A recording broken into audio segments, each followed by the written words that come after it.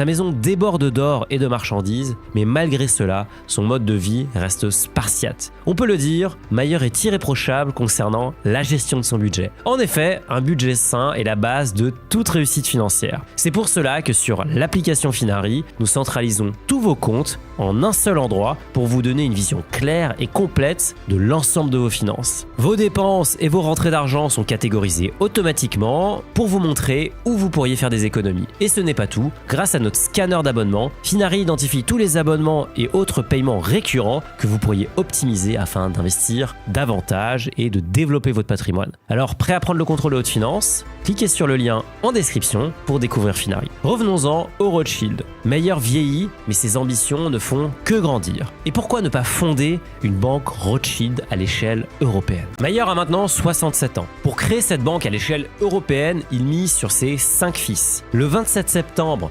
1810, c'est chose faite. Un contrat d'association qualifié d'irrévocable est conclu entre Mayer et ses fils. Les filles, elles, sont complètement hors jeu sur cet échiquier familial. Même leurs maris et leurs descendants n'hériteront de rien. La stratégie de Mayer rappelle celle mise en place par les célèbres banquiers florentins du XVe siècle, les Médicis. Ces derniers avaient envoyé les membres de leur famille dans différentes villes pour y établir des filiales, des comptoirs de l'économie de l'époque. Comme les Médicis, les 5 fils de Mayer ont baigné dans l'univers bancaire. Ils ont grandi dans la boutique familiale, absorbant les enseignements de leur père, discipline, discrétion et audace. Ils sont donc envoyés dans les 5 grandes capitales, chacune choisie pour son importance géopolitique et économique, et ils fondent les branches qui porteront leur nom. Anselm reste à Francfort, gardien du siège historique de la famille, sous le nom de Rothschild und Söhne. Salomon s'établit à Vienne, le cœur de l'Empire austro-hongrois, et fonde SM von Rothschild. De son côté, Karl rejoint Naples, un point névralgique pour le commerce méditerranéen, où il crée CM von Rothschild Iffigli. James,